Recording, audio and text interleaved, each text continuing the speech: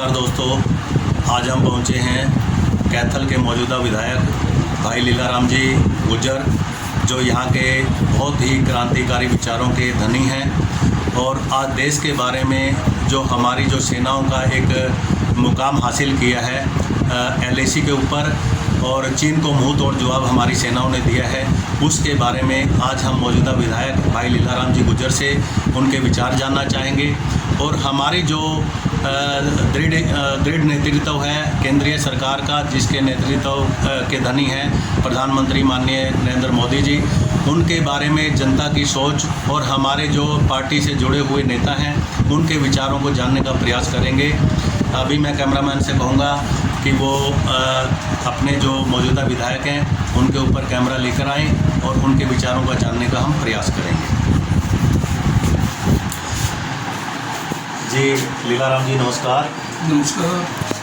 तो आज हम आपके पास पहुंचे हैं देश के नेतृत्व, शीर्ष नेतृत्व के बारे में जानने के लिए और जो हमारी तीनों सेनाएं हैं उनके बारे में अपनी क्रांतिकारी विचारधारा को जानने के लिए, क्योंकि आम जनता शायद नहीं पहचान पाती कि असली जो है ऊपर नेतृत्व क्या कार्य कर रहा है और उसका क्या परिणाम होता है। तो हम आपसे ही आज जानने का प्रयास करेंगे।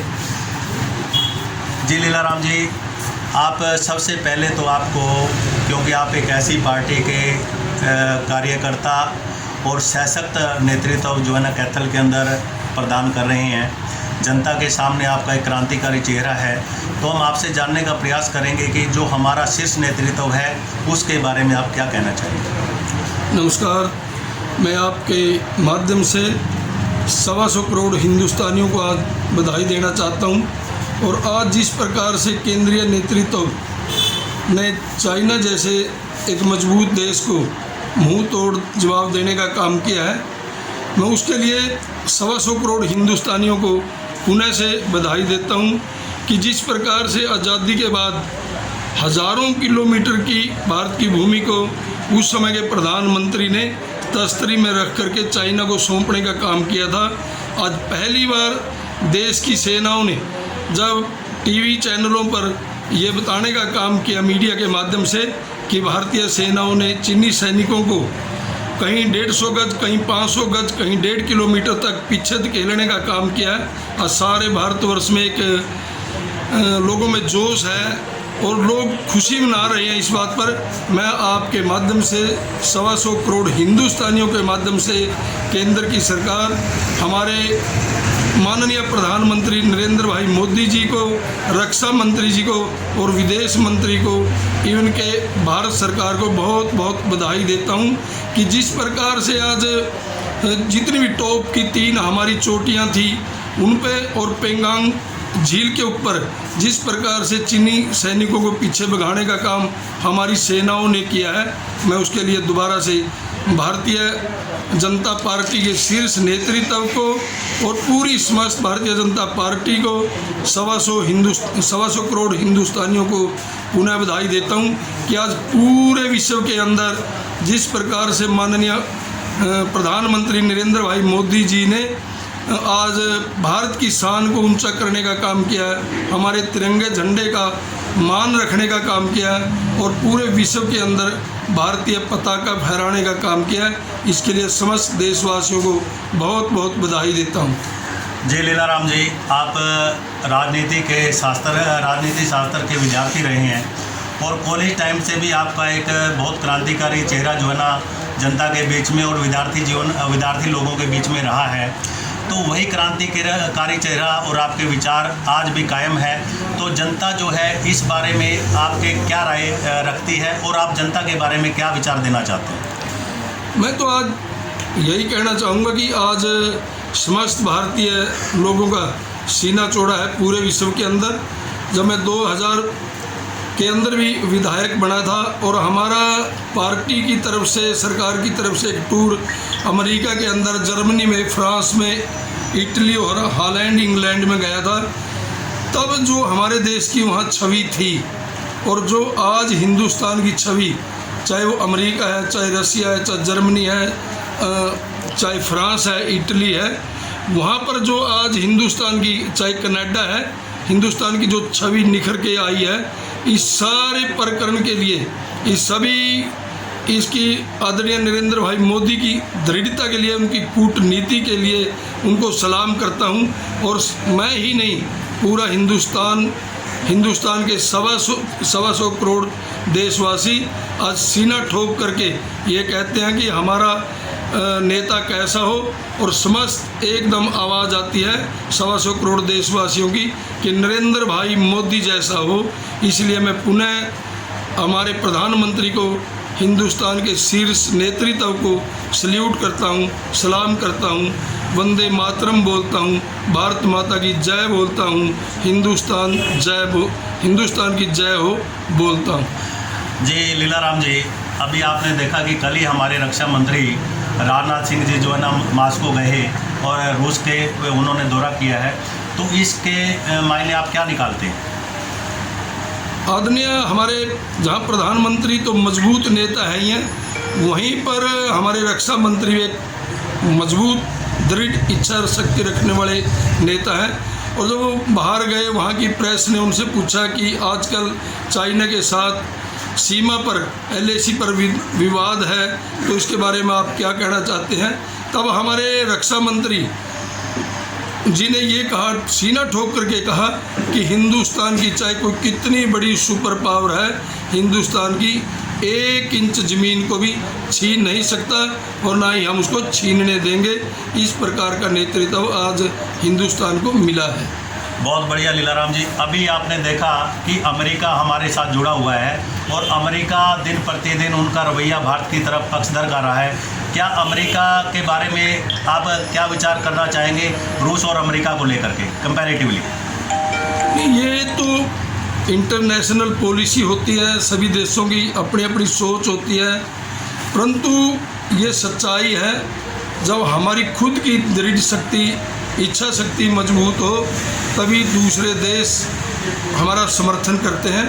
और आज इस प्रकार का नेतृत्व भारत को मिला है कि चाहे अमेरिका है, चाहे कनाडा है, चाहे रशिया है और चाहे मैं कहूँगा फ्रांस, जर्मनी है, आज सब हिंदुस्तान की तरफ ताकते हैं कि भारत माननीय प्रधानमंत्री भारत क्या कहते हैं, क्या विचार रखते हैं, लोग उनको सुनने के लिए उत्सुक होते हैं। अंत में मैं चाहूँगा कि हमारी जो तीनों सेनाएं हैं, जल, थल और नभ, तो इनके बारे में तीनों सेनाओं का जो हौसला है और जज्बा है, उन नौजवानों को आपकी तरफ से आप क्या संदेश देना चाहेंगे अंत समय में? मैं सर्वप्रथम हमारी तीनों भारतीय सेनाओं को सल्यूट करता हूँ, नमन करता हूँ।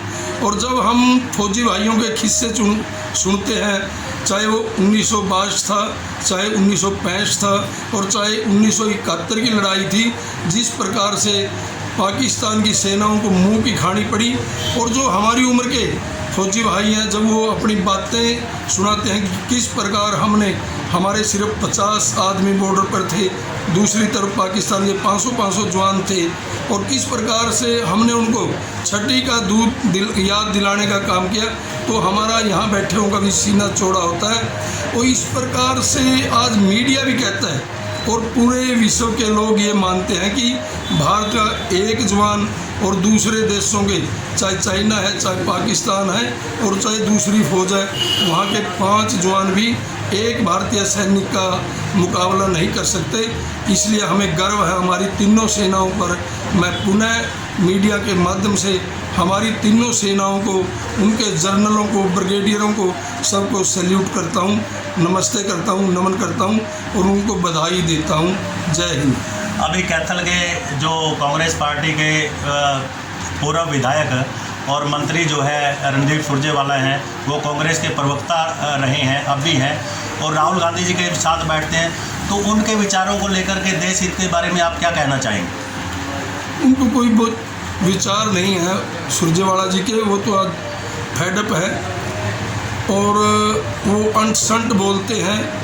वो चाहे देश की बात हो, माननीय प्रधानमंत्री जी की, कभी तो प्रधानमंत्री के बारे में बात करते हैं, कभी मनोहर लाल जी के बारे में उल्टा सुल्टा बोलते हैं, और कभी कैथल में आकर के इतने निचले स्तर की राजनीति पर आ जाते हैं कि मैं उनका वर्णन भी नहीं करना चाहता।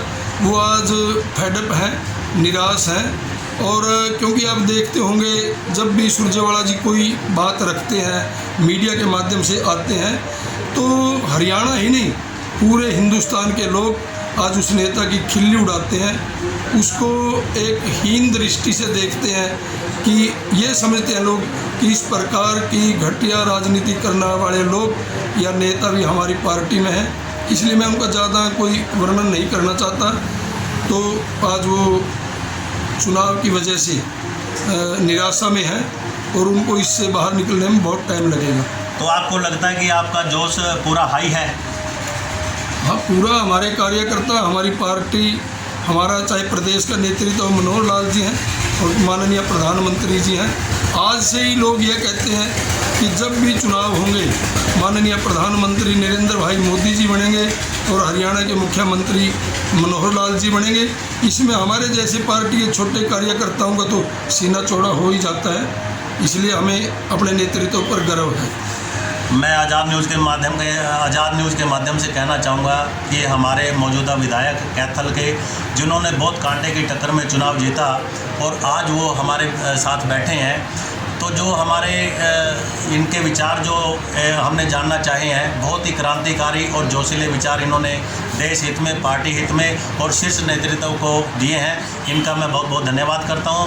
और अंत में आज़ाद न्यूज़ को आप क्या कहना चाहेंगे?